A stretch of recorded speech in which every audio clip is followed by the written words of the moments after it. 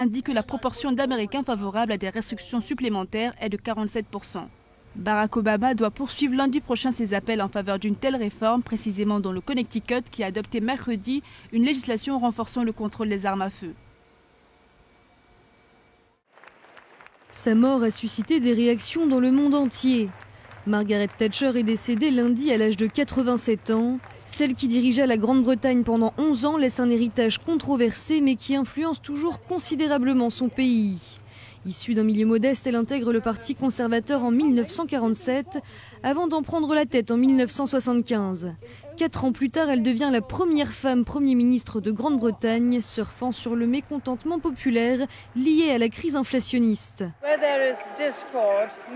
Laissons l'harmonie faire place à la discorde, la vérité réparer les erreurs, remplaçons le doute par la foi et apportons l'espoir là où il y a du désespoir. La Dame de Fer est née et avec elle le thatcherisme. Dès son élection, elle lance une stricte politique libérale faite de privatisation massive. Si les résultats économiques sont probants, le prix social est extrêmement lourd, le chômage grimpe à 12%. Mais face au mécontentement, elle ne changera jamais de cap. À ceux qui retiennent leur souffle en attendant un volte-face, je n'ai qu'une seule chose à dire. Vous faites machine arrière si vous le voulez. Mais la dame ne fait pas machine arrière. Et face aux syndicats, elle ne pliera effectivement pas, même au plus fort de la grève des mineurs de 1983. Ils tentent de substituer la force de la rue à la force de la loi. On ne peut pas accepter cela. L'effet désastreux sur sa cote de popularité est compensé par la vague de patriotisme qu'elle suscite en remportant la guerre des Malouines face à l'Argentine en 1982. Sa fermeté légendaire, elle l'oppose également aux indépendantistes irlandais qui tenteront de l'assassiner ou aux dirigeants européens quand elle s'oppose à la politique agricole commune. Mais en 1989, elle lance un nouvel impôt local vécu comme particulièrement injuste et qui entraînera sa chute. Un vote de défiance contre elle est organisé par son propre parti. Elle refuse de s'avouer vaincue. Je suis toujours dans la course, bien que la partie n'ait pas été facile. C'est pourtant bien la fin de sa carrière politique. Après 11 ans de pouvoir, elle est contrainte à la démission en 1990. Depuis 2001, la Dame de Fer malade n'apparaissait plus en public, mais le thatcherisme, lui, guide encore les politiques de tous les dirigeants qui l'ont succédé.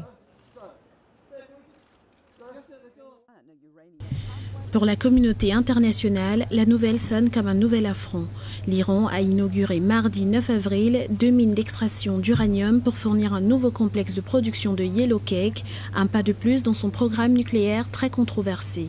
Les 2 mines sont situées à Sagan, à quelques kilomètres du nouveau complexe construit à Ardakan. Selon la télévision d'État, ce dernier aura une capacité de production annuelle de 60 tonnes de Yellow Cake, l'appellation commune de ce concentré d'uranium utilisé pour produire de l'uranium enrichi.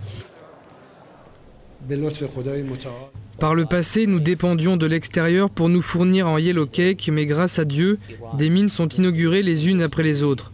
Nous contrôlons désormais l'ensemble de la chaîne de production de l'énergie nucléaire.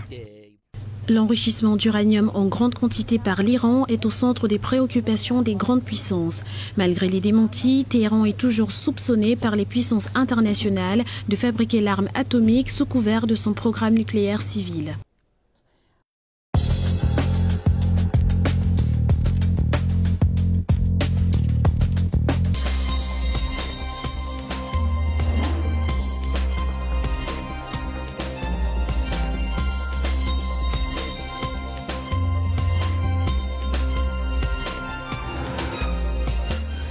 Africa 24 est disponible en Afrique sur CanalSat Horizon.